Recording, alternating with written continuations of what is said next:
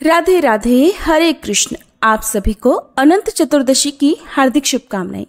प्रिय श्रोताओं, आज की इस वीडियो में हम बात करेंगे एक ऐसे व्रत की जो न सिर्फ हमारे जीवन से दुख दरिद्रता को दूर करता है, बल्कि हमें अनंत सुख समृद्धि और भगवान विष्णु की अनंत कृपा के साथ साथ अंत में मोक्ष भी प्रदान करता है। भाद्रपद शुक्ल पक्ष की चतुर्दशी तिथि को मनाया जाने वाला चतुर्दशी व्रत, जो कि अनंत चतुर्दशी के नाम से जाना जाता है, न केवल एक परंपरा है बल्कि हमारे और भगवान विष्णु के बीच एक अटूट बंधन का प्रतीक भी है। और आज की इस वीडियो में मैं आपको विस्तार से बताऊंगी कि किस प्रकार शास्त्रोक्त विधि से अनंत चतुर्दशी की पूजा आप कर सकते हैं, और यदि उपवास ना भी रख पाए तो आप क्या कर सकते हैं, क्योंकि इस दिन 14 गांठों वाला अनंत सूत्र भी बाह में बांधा जाता है। तो किस प्रकार से आप अनंत सूत्र की पूजा करके अपनी बाह में बांध सकते हैं और कौन सी बाह में आपको बांधना चाहिए। सबसे पहले सुबह जल्दी स्नान आदि से निवृत्त होकर साफ स्वच्छ वस्त्र धारण करें। इस दिन सफेद, पीले या हल्के रंग के वस्त्रों का प्रयोग करना शुभ रहता है। फिर मंदिर आदि को साफ करके वहां पर गंगा जल छिड़कने के बाद एक चौकी स्थापित करें। उस पर साफ पीले रंग का वस्त्र बिछाएं। शास्त्रों में पीला रंग भगवान विष्णु का प्रिय माना गया है, इसलिए पूजन सामग्री में पीले रंग की सामग्री का अधिक से अधिक प्रयोग करना चाहिए। अब पुष्प का आसन देकर भगवान विष्णु की प्रतिमा या तस्वीर को चौकी पर विराजित करें। यदि आपके पास शालिग्राम भगवान हो तो उनका पूजन भी सर्वोत्तम माना जाता है आज के दिन। यदि आपके पास शेष नाग की प्रतिमा हो तो उनका पूजन भी इस दिन किया जा सकता है। भगवान विष्णु की प्रतिमा ना हो और भगवान कृष्ण की प्रतिमा या तस्वीर हो तो उनका पूजन भी आज के दिन अनंत स्वरूप में किया जा सकता है। अब प्रतिमा के दाईं ओर एक कलश स्थापित करें। कलश स्थापित करने से माना जाता है कि घर में सभी शुभ शक्तियों का वास हो जाता है और पूजा भी सफल मानी जाती है। हालांकि यदि आपके पास समय का अभाव है या किसी प्रकार अभाव है तो आप बिल्कुल साधारण विधि से कलश की स्थापना कर सकते हैं, जिसमें जल भरकर आप उस कलश में रखें। 3, 5 या 7 दूर्वा डालें, 1 का सिक्का, 1 हल्दी की गांठ डालें, और इसके बाद यदि आम या अशोक के पत्ते हैं तो आम या अशोक के पत्ते ऊपर से स्थापित करें। फिर एक पात्र में आप अनाज भरकर रखें, गेहूं या चावल आप भरकर रख सकते हैं, और उसके ऊपर दीप जलाकर रखें, जिसे हम दीप कलश कहते हैं। और अगर आप पानी वाले नारियल की स्थापना करना चाहते हो तो दीपक की जगह पर नारियल की स्थापना करके उस पर आप पीला वस्त्र बांधकर भी कलश की स्थापना कर सकते हैं। कलश की स्थापना करना बिल्कुल भी संभव ना हो तो आप केवल प्रतिमा विराजित करके जिस तरह से आप साधारण विधि से पूजा करते हैं उस प्रकार से भी पूजा कर सकते हैं। अब दीपक प्रज्वलित करें। गाय के घी का या फिर तिल के तेल का दीप प्रज्वलित करें, दीपक को प्रणाम करें, और फिर सबसे पहले आप गणेश जी की स्थापना करने के साथ ही गणेश जी का पूजन करें। इसके बाद भगवान विष्णु, माता लक्ष्मी जी और शेषनाग सहित आप अपने सभी आराध्य देवी देवताओं का भी ध्यान करें, उनका भी पूजन करें। ध्यान रखें, आज की पूजा में 14 गांठों वाला धागा जरूर रखा जाता है, जिसे अनंत सूत्र कहते हैं। आपको ये धागा बाजार से मिल जाएगा, जो पूजा सामग्री वाली दुकान होती है। यदि आप लाना भूल गए हैं या नहीं मिला है तो परेशान ना हो, घर पर जो मौली या कलावा होता है या कच्चा सूत यदि आपके पास है तो आप जितना बाह में बांधा जाता है उतना आप उसे रख लें, थोड़ा एक्स्ट्रा रखें, क्योंकि उसमें 14 गांठें लगाएंगे तो वो धागा छोटा हो सकता है और बाह में आसानी से एक बार में बांधा जा सके, इतनी लंबाई वाला धागा आपको रखना है। इस धागे को एक पात्र में रखकर भगवान विष्णु के चरणों में अर्पित करें। यदि रेडीमेड धागा है तो आप उस पर गंगा जल छिड़ककर कच्चा दूध अर्पित करने के बाद भगवान के चरणों में अर्पित करें। और अगर आप घर पर ही अनंत सूत्र बना रहे हैं तो पीला वाला कलावा लेकर या रेशमी धागा लेकर उस पर 14 गांठें लगाते हुए ओम अनंताय नमः इस मंत्र का जाप करते रहें। ये 14 गांठें 14 लोकों का प्रतीक होती हैं, और ये 14 लोक हैं भूरलोक, भुवरलोक, स्वरलोक, महरलोक, जनलोक, तपोलोक, ब्रह्मलोक, अतल लोक, वितल लोक, सुतल लोक, रसातल लोक, तलातल लोक, महातल और पाताल लोक। मान्यता है कि इस अनंत सूत्र में भगवान विष्णु का वास होता है और भगवान विष्णु अपने भक्त की हर संकट से रक्षा करते हैं। इसलिए 14 गांठें लगाते समय मन में भगवान के प्रति अटूट श्रद्धा और विश्वास भी होना आवश्यक है।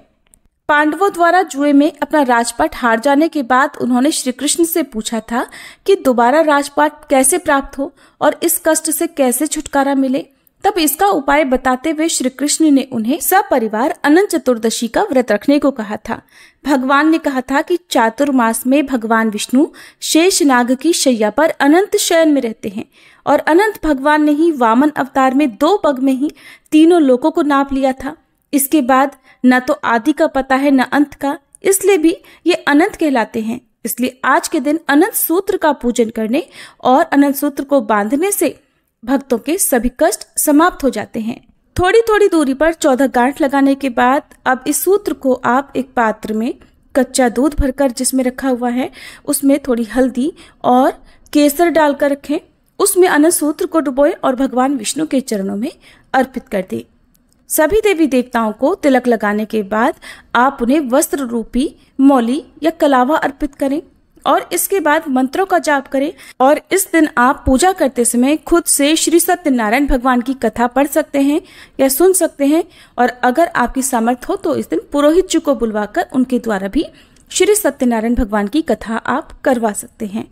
और इसके अलावा श्री विष्णु सहस्त्रनाम का पाठ इस दिन करना चाहिए। भगवत गीता का पाठ कर सकते हैं, भगवत गीता के किसी मंत्र का जाप कर सकते हैं, अपने गुरु मंत्र का जाप भी इस दिन करा जा सकता है।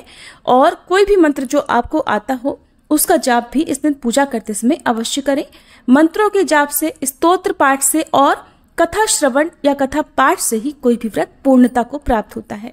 तो इस व्रत की कथा भी आप जरूर पढ़ें या सुने। कथा आपको हमारे चैनल पर भी मिल जाएगी, आप चाहें तो हमारे चैनल पर सुन सकते हैं। अब सबसे अंत में सभी देवी देवताओं की आप कपूर जलाकर आरती उतारें और ध्यान रखिएगा भगवान विष्णु को या शालिग्राम भगवान को भोग में तुलसी पत्र अवश्य अर्पित करें। इस दिन क्या क्या भोग आप लगा सकते हैं? आज के दिन आप सभी प्रकार के फलों का भोग, पंचामृत और दूध से बनी हुई मिठाइयों का भोग भी भगवान को अर्पित कर सकते हैं। भगवान श्री गणेश जी को तुलसी अर्पित नहीं करनी चाहिए, इस बात का आप भोग लगाते समय ध्यान करें। आज के दिन 14 की संख्या का विशेष महत्व होता है, तो आप भगवान को 14 प्रकार के व्यंजन, 14 तरह के फल या 14 तरह के मेवे आदि भी अर्पित कर सकते हैं। 14 तरह के मेवे ना हो तो 14 की संख्या में भी आप जैसे सुपारी, लौंग या ड्राई फ्रूट्स जो भी आपके पास हो, मखाने आदि, वो 14 की संख्या में अर्पित कर सकते हैं। मंदिर में कुछ दान दक्षिणा अर्पित करें जिसे आप बाद में पूजा संपन्न होने के बाद किसी ब्राह्मण देवता को या फिर किसी जरूरतमंद व्यक्ति को दान की अन्य सामग्रियों के साथ दान में दे सकते हैं। यदि आप चाहते हैं कि आपकी पूजा जल्दी स्वीकार हो तो आज के दिन आप पीली वस्तुओं का दान करें, जैसे केले का फल या पीली दालें, बेसन, हल्दी का दान या पीले वस्त्र का दान कर सकते हैं। साथ में एक तुलसी का पत्ता रखकर भी आप किसी योग्य व्यक्ति को दान में दें। इस प्रकार से पूजा करने के बाद सबसे अंत में क्षमा याचना करनी चाहिए और भगवान को पुष्पांजलि अर्पित करनी चाहिए ताकि आपकी पूजा और व्रत पूर्ण हो सके। अपने दाहिने हाथ में थोड़े पुष्प लेकर भगवान के चरणों में अर्पित करें और पूजा पाठ में मंत्रोच्चारण में हुई गलतियों के लिए क्षमा याचना करें। अब आपने जो अनंत सूत्र रखा हुआ है उसे, यदि पुरुष हैं घर में तो पुरुष अपनी दाईं भुजा में और महिलाएं हैं तो वो अपनी बाईं भुजा में यानी ऊपरी हिस्से में ही शरीर के बांधा जाता है। भुजा में बांधना संभव ना हो तो गले में भी इस अनंत सूत्र को बांधा जा सकता है। और यदि परिवार के सभी सदस्य अनंत सूत्र बांधना चाहते हो तो सभी सदस्यों के नाम से एक एक सूत्र एक ही पात्र में रखकर उसका पूजन करके फिर सभी सदस्य इस अनंत सूत्र को अपनी भुजा में बांध सकते हैं। सबसे अंत में क्षमा याचना करें, प्रार्थना करें कि हे अनंत भगवान, यदि पूजन में कोई त्रुटि रह गई हो तो क्षमा करें और अपनी कृपा से हमारी मनोकामनाएं पूर्ण करें। अनंत सूत्र को आप कब खोल सकते हैं? तो देखिए 14 दिनों तक तो इसे लगातार बांध कर ही रखना होता है। इसके बाद चाहे तो आप खोल सकते हैं। खोलने के बाद आप इसे शुद्ध स्थान पर रख दें और फिर अगली अनंत चतुर्दशी पर आप अनंत सूत्र का भूमि विसर्जन कर सकते हैं, यानी कि किसी साफ जगह पर मिट्टी खोदकर, गड्ढा खोदकर वहां पर आप इसे दबा सकते हैं। अब आपको जो भी पूजन सामग्री है उसका क्या करना है? देखिए, सुबह से शाम तक तो आपको व्रत रखना है। व्रत यदि नहीं भी रख पा रहे हैं तो आप राहु काल को छोड़कर पूरे दिन भर में किसी भी समय पूजा कर सकते हैं।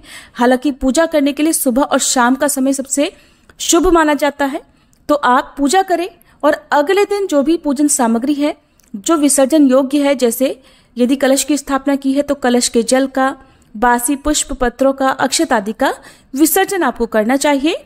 मंदिर में जो दान दक्षिणा आपने चढ़ाई है उसे आप योग्य व्यक्ति को दान में दें, हो सके तो उसी दिन दान करना चाहिए। और जो भी दान की सामग्री आप देने की सामर्थ्य रखते हो उसका भी दान करें। और फिर अगले दिन आप पूजा का जो जल है वो किसी गमले में डाल सकते हैं। बाकी बचे हुए जल को घर के मुख्य द्वार सहित अपने घर के हर कमरे में छिड़कें और जो भगवान को भोग लगाया है उसे प्रसाद रूप में सभी लोगों में बांटें।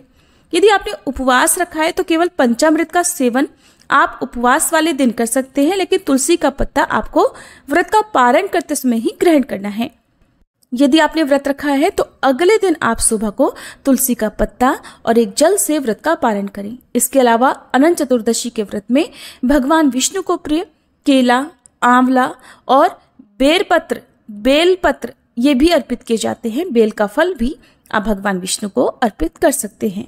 अब अनंत सूत्र से जुड़े हुए कुछ नियमों के बारे में भी जान लेते हैं कि अनंत सूत्र कब और कैसे खोलना चाहिए। अनंत सूत्र बांधने के बाद आपको जितने दिन तक अनंत सूत्र आपकी भुजा में रहता है, बाह में बंधा रहता है, तब तक आपको लहसुन, प्याज का, मांस, मदिरा का सेवन नहीं करना है। तो ऐसा कर पाना हो सकता है कि बहुत से लोगों के लिए संभव ना हो, तो ऐसी अवस्था में आप केवल 14 घंटे तक भी अनंत सूत्र को अपनी भुजा में बांध सकते हैं। उसके बाद इसे श्रद्धा के साथ, जितनी श्रद्धा के साथ आपने पहना है उतनी ही श्रद्धा के साथ खोलकर माथे से लगाकर किसी सुरक्षित जगह पर रखें। और कुछ लोग अगले 14 दिनों तक बांधते हैं, तो 14 दिनों तक आपको उन्हीं नियमों का पालन करना होगा। इसके बाद आप इस धागे को खोलकर रख सकते हैं। और जो लोग लहसुन, प्याज का या मांस, मदिरा का सेवन नहीं करते हैं वे अगले वर्ष तक भी अनंत सूत्र को अपनी भुजा में बांध कर रख सकते हैं। अगर बात करें कि कितने व्रत अनंत चतुर्दशी के रखने चाहिए, तो इस दिन क्योंकि 14 की संख्या का विशेष महत्व होता है, तो 14 वर्षों तक लगातार अनंत चतुर्दशी का व्रत करके अंतिम व्रत पूरा होने के बाद 15वां जो अनंत चतुर्दशी का व्रत होगा उसमें आपको 14 ब्राह्मणों को अपने घर पर भोजन के लिए आमंत्रित करना चाहिए। या 14 ब्राह्मणों को आप घर से बाहर मंदिर में दान दक्षिणा देकर, उनके चरण स्पर्श करके, उन्हें दान दक्षिणा से संतुष्ट करके भोग, प्रसाद, मिठाई आदि देकर, वस्त्र देकर तब व्रतों का उद्यापन कर सकते हैं। और ऐसी सामर्थ्य ना हो तो केवल दक्षिणा आदि देकर या कुछ भी जो भी आपकी सामर्थ्य हो वो आप दान में देकर तब अपने व्रत का पारण कर सकते हैं या उद्यापन कर सकते हैं। लगातार 14 वर्षों तक अनंत चतुर्दशी का व्रत यदि जो व्यक्ति रख लेता है उसे भगवान की अनंत कृपा अवश्य ही प्राप्त होती है। इस व्रत को महिलाएं या पुरुष कोई भी रख सकता है। और यदि व्रत आप रख रहे हैं तो जितने दिन तक अनंत सूत्र आपकी भुजा में बांधा होता है उतने दिन तक आपको जो नियम आपको बताए गए हैं लहसुन, प्याज, मांस, मदिरा वाले, उनका आपको ध्यान रखना ही रखना होता है। और जो लोग ऐसा नहीं करते हैं उन्हें अनंत सूत्र बांधने का कोई भी फल प्राप्त नहीं होता है। ये थी आज की वीडियो। उम्मीद है ये जानकारी आपको पसंद आई होगी। जानकारी कैसी लगी प्लीज कमेंट बॉक्स में जरूर बताइएगा।